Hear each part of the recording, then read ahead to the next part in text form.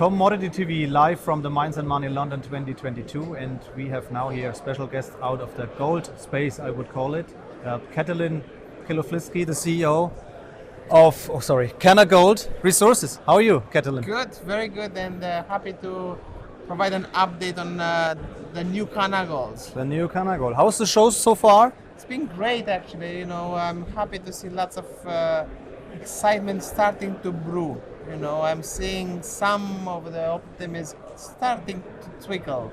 You know, it's not there yet, but I'm seeing some signs of hope here. Okay. So you're working in British Columbia to bring an old gold mine, high-grade gold mine, back into production. Yeah. So can you give us an insight in this project? Sure. I mean, before I do that, I think what I really want to give you an insight into is what has changed with the company. Because fundamentally, everything has changed with the company in the last few months. You know, the company has a long history. It's been around for about 30 years.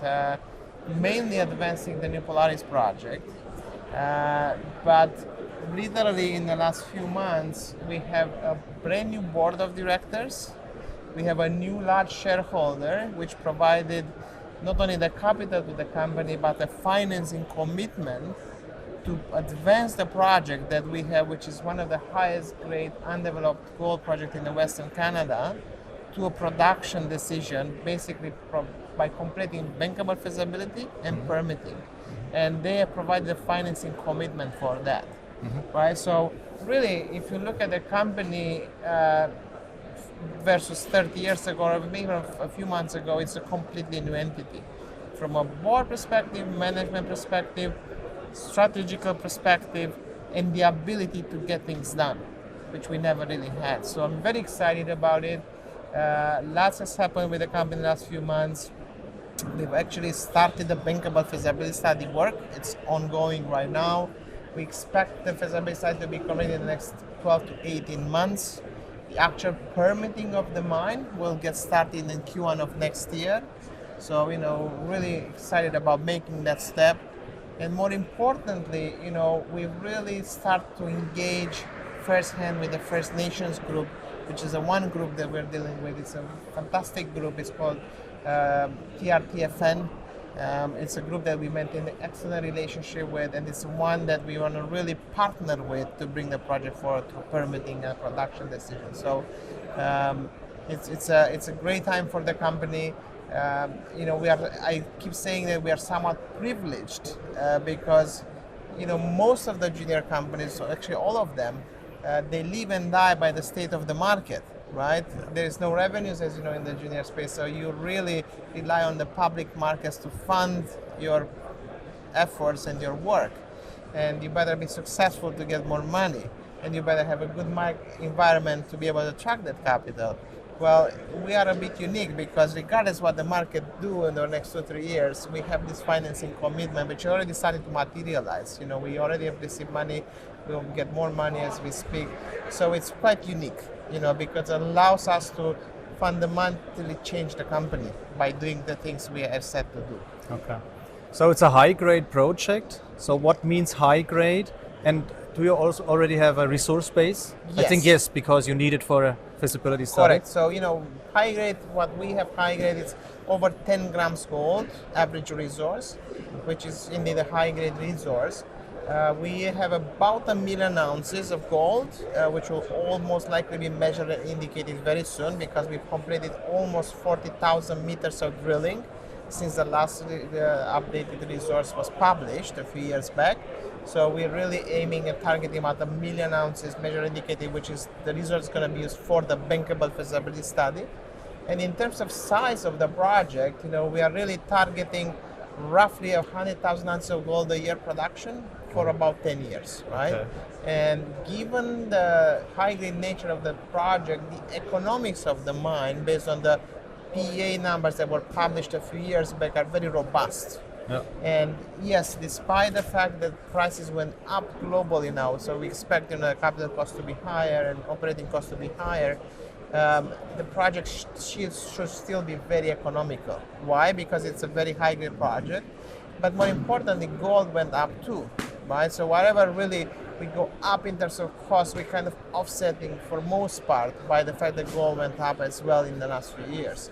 So it's a very good project. It's one that we hope to be able to build for less than maybe $200 million. So it's an affordable capital cost, while giving you a production profile that's about 100,000 a year. So it's great. Yeah. It's a very unique opportunity. That's great. How does infrastructure look like? Infrastructure looks very bad, and this is one of the reasons why the project has been struggling. But again, we have the great effort to deal with that, right? So what I mean by very bad is there's no road access, right? So we would basically be looking to produce a physical gold ore bar to fly it out. So you have no cost in shipping the gold out, really, when you look fundamentally. And also, we are lucky enough to have a seasonal barge access on the project, so it's close to waterway, which is great news. So we expect to be able to bring all the bulk supplies and the construction equipment, everything is required seasonally through the barge, right, to get the project built, and then as it operates, to allow us in a period of a few months to bring in all the fuel and all the big supplies required for running the mine year round. Now, the good thing about the project, again, and kind of counterbalance of the fact that we are remote, it's a small operation from a footprint perspective, right? We're only targeting about 1,000 tons a day, roughly, which would employ in the range of about 100 people. So it's a very small operation, but being high grade allows us to produce lots of gold. Okay. So working on a feasibility study you need some money. So what's cash in the bank? So right now we are just closing roughly about almost $8 million financing, which has been offered as a rights issue to all the existing shareholders. Again, our largest shareholder wanted to be fair with everyone, give every shareholder an opportunity to participate in the current financing. And they've also guaranteed the financing. So what it means is, anybody that doesn't want to participate can participate. Sun Valley, which is our largest shareholder, will participate, and the company is guaranteed the funds. So these are the large shareholders. What does the shareholder structure look like, and what's management holding? Yeah, so the largest shareholder right now, Sun Valley, is roughly about 25%. They may go up to 40-some% after rights have been exercised. So they all are significant shareholders, and not only they are a significant shareholder, but a significant partner for the company. And what I mean by that, we actually have direct access to a big team of professionals that they have in their own mines in Colombia, to geologists, engineers, so we have full access, literally almost no cost to the company for that. So not only we get their financial support, we also get their technical expertise and technical support. And one of the Sun Valley partners, Mike Doyle, who's an excellent both geologist and engineer, is part of our management team and now in the board. Right, so we get that. Outside Sun Valley, we do have some institutional ownership, actually out of here in London. Raffer LLP, it's our probably largest institutional holding in the company. We have some high net worth investors, and then management being brand new, it's just building up the position. We don't really, I personally have yet to buy shares because I've just rejoined the company literally a few months back. So we will be building positions.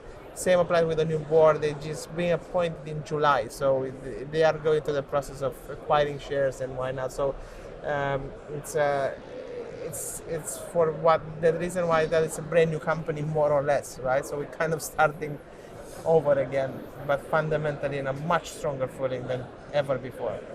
That sounds great to me. Yeah. So much work to do.